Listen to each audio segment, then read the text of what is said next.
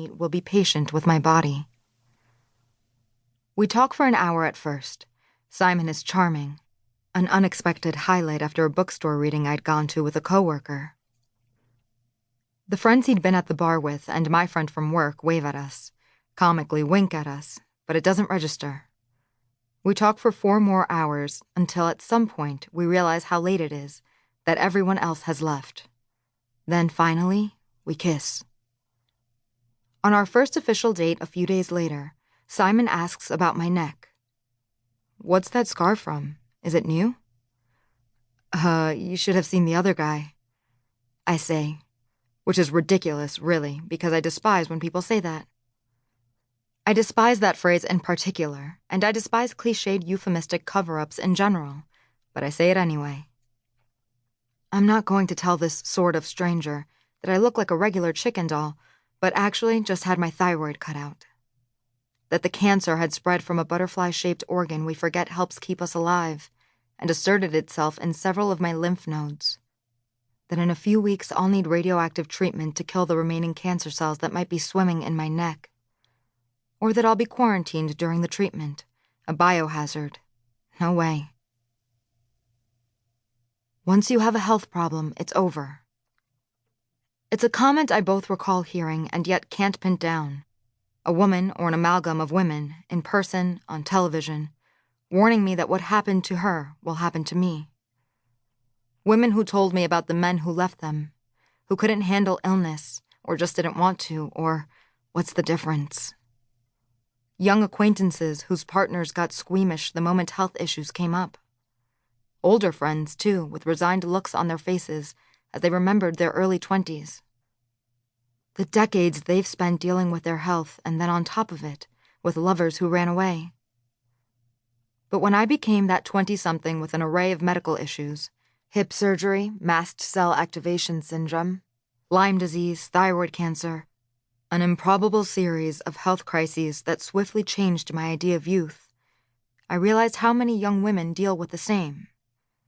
And because my father, who'd had multiple sclerosis, ended his life in the midst of my own health experiences, I became even more aware of the ways that different people react to their bodies. Unlike my father, though, I wanted very much to live. So I began to gather stories. I learned how women from across the country dealt with no longer feeling invincible like their young peers, how they feared being rejected if they mentioned their health issues, how that fear often motivated them to hide the ways their bodies worked.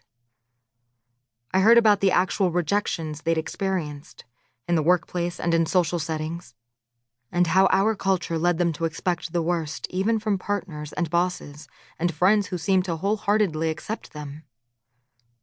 How gender norms and the idea of perfect young bodies played out in both queer and heterosexual relationships, and how the specter of feeling like a freak hovered above them differently.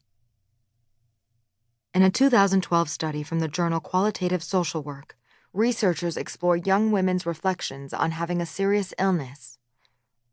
One of their main findings is that the women feel off time, out of sync with what they were taught it means to be young, because their bodies started breaking down much earlier than they'd expected them to.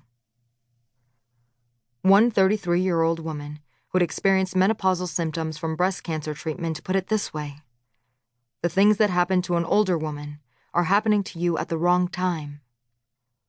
Another person couldn't relate to the women she met with the same disease because they were all older and already had kids, even grandkids.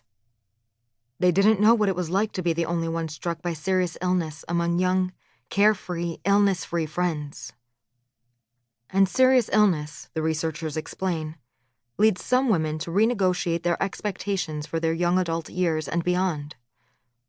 I've met women who, when they suddenly discover they have a disease, begin to distrust their immune systems, to feel betrayed by their own bodies, to worry about how they'll have to adapt, and to brace themselves for something else to go wrong.